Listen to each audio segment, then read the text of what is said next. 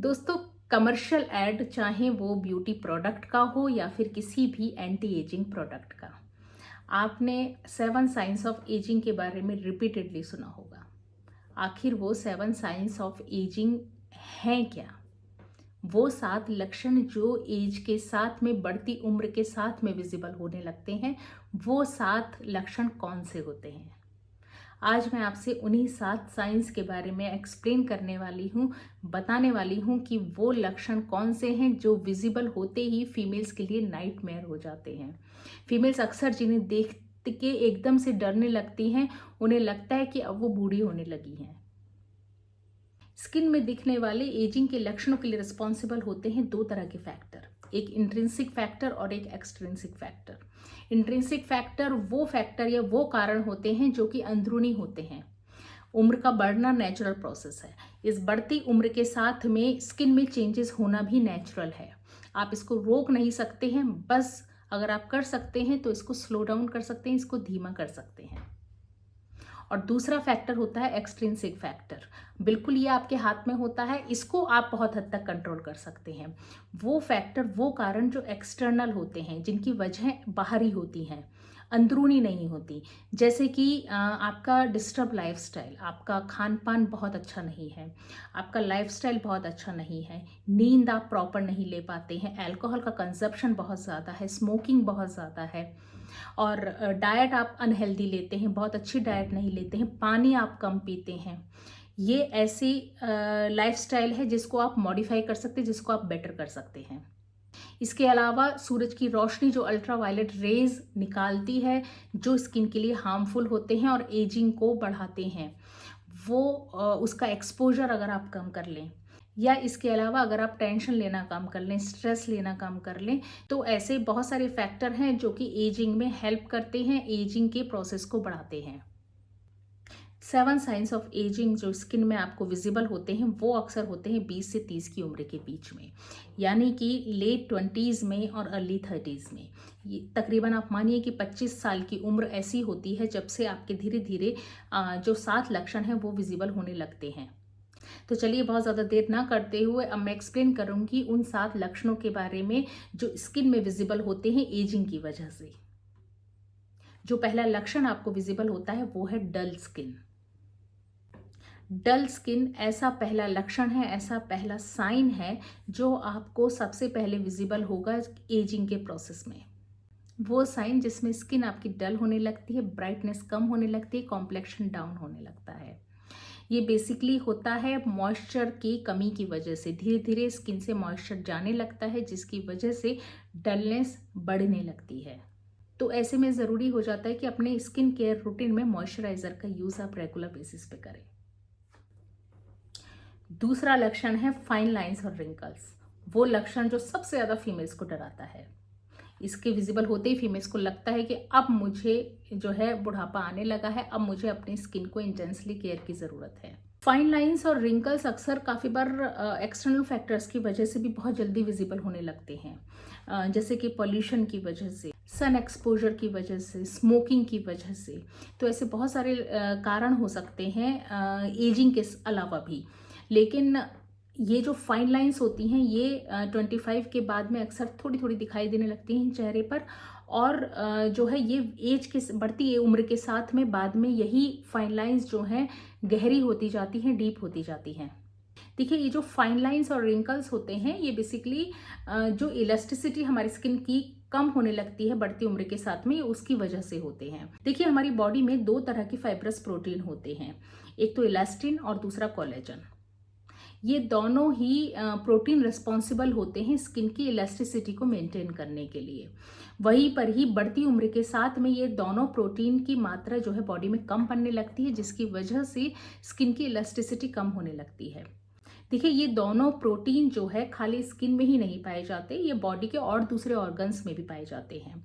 जैसे अगर हम इलास्टिन की बात करें तो इलास्टिन आपकी बॉडी में, आपके ब्लैडर में पाया जाता है, यूरिनरी ब्लैडर जिसको बोलते हैं, पेशाब की थैली, उसमें भी ये प्रोटीन पाया जाता है, ये फाइबर पाया जाता है। इसके अलावा ये लंग्स में पाया जाता है, जहाँ पे इलास्टिसिटी की ज़रूरत होती है, जहाँ पे संकुचन की ज़रूरत होती है, हर उस ऑर्गन में इलास्टिन फाइबर पाया जाता है।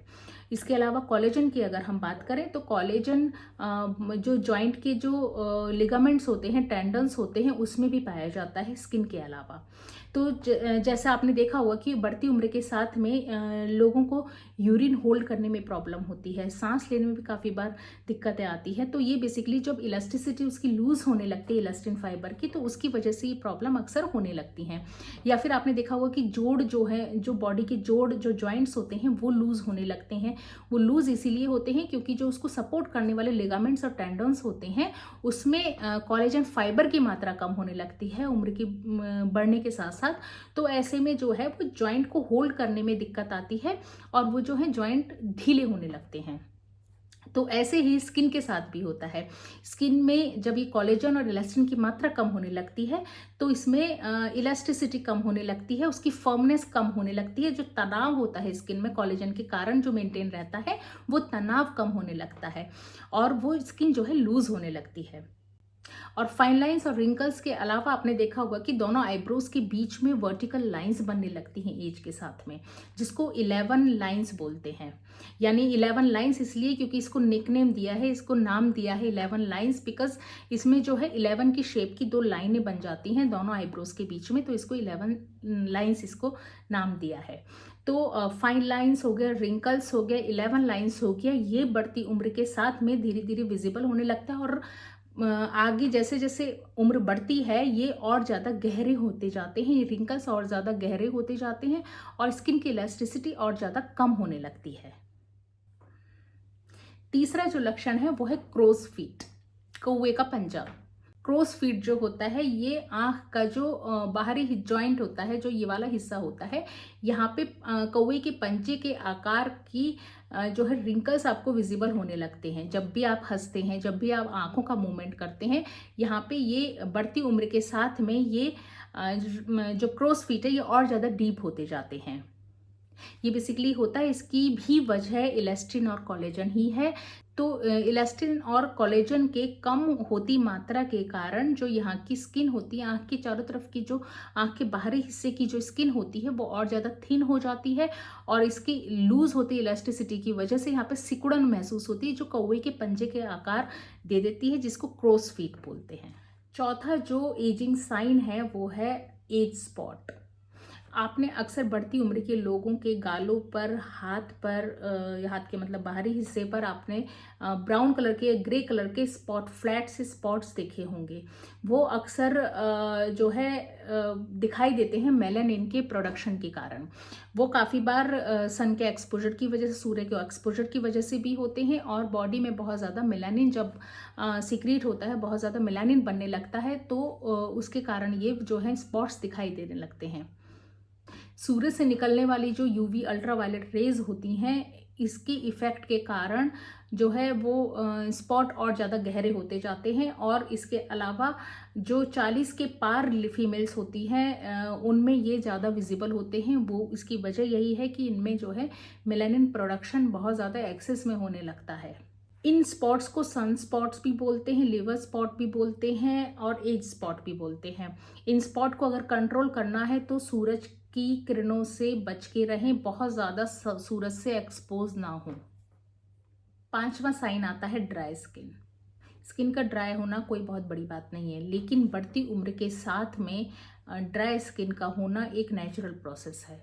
ये प्रोसेस की वजह ये है कि जो सेबेशियस ग्लैंड या ऑयल ग्लैंड हमारी स्किन में होते हैं वो अपना प्रोडक्शन, ऑयल का प्रोडक्शन धीरे धीरे कम करने लगते हैं। जो सेबेशियस ग्लैंड है वो स्लो डाउन होने लगती है, उसका फंक्शनिंग जो है धीरे होने लगता है, जिसकी वजह से उससे सीक्रेट होने वाला जो ऑयल होता है, जो अक्सर हमारी स्किन को मॉइस्चर देता है, वो जो है उसका प्रोडक्शन कम होने के कारण वो मॉइस्चर कम होने लगता है, स्किन जो है ड्राई होने लगती है।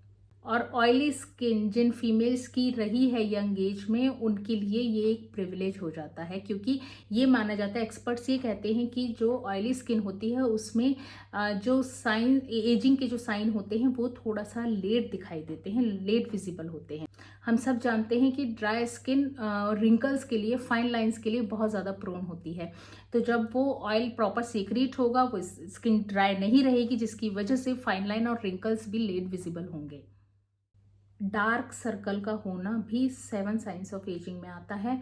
और ये डार्क सर्कल यानी आंखों के चारों तरफ जो काले घेरे दिखाई देते हैं, इसकी वजह ये है कि जो उसकी इलास्टिसिटी होती है, वो इलास्टिन और कोलेजन के प्रोडक्शन के कम होने के कारण जो है वो बहुत ज़्यादा लूज़ होने लगती है वहाँ की स्किन, और बहुत ज़्यादा थिन होने लगती है, जिसकी वजह से जो नीचे की जो ब्लड वेजल्स होती हैं, जो सप्लाई कर रही होती हैं ब्लड को, वो थोड़ा थोड़ा विजिबल होने लगती हैं, जिसकी वजह से हमें आंखों के चारों तरफ काले घेरे दिखाई देते हैं। और यही नहीं, काफ़ी बार काले घेरे आपको नींद कम आने की वजह से भी दिखाई देते हैं, या फिर जो है बहुत ज़्यादा ड्रिंक करने के कारण भी दिखाई देते हैं। अगर आपकी नींद पूरी नहीं होती, स्ट्रेस बहुत ज़्यादा होता है, तो ऐसा नहीं है। एजिंग के अलावा भी बहुत से और कारण होते हैं जो डार्क स्किन के लिए रिस्पॉन्सिबल होते हैं। तो उसके लिए कोशिश करें कि इन कारणों से बचे रहें। 7वां और आखिरी साइन है एजिंग का, विजिबल पोर्स। हमारी बॉडी में अनगिनत पोर्स हैं, हमारी स्किन में अनगिनत पोर्स हैं, यानी रोम छिद्र हैं, और हर छिद्र में एक एक रोम या एक एक हेयर जरूर होता है, और वो इतना महीन होता है कि वो दिखाई भी नहीं देता। लेकिन उसकी जो हेयर फॉलिकल की जो रूट होती है, उसमें सेबेशियस ग्लैंड या ऑयल ग्लैंड होता है। वहीं पर ही ये जो अनगिनत पोर्स होते हैं, छिद्र होते हैं, रोम छिद्र होते हैं, ये रिस्पॉन्सिबल होते हैं स्किन को ब्रीथ करने के लिए, हेल्प करने में। जो हमारी स्किन ब्रीथ करती है वो इन छिद्रों के द्वारा, इन रोम छिद्र के द्वारा करती है।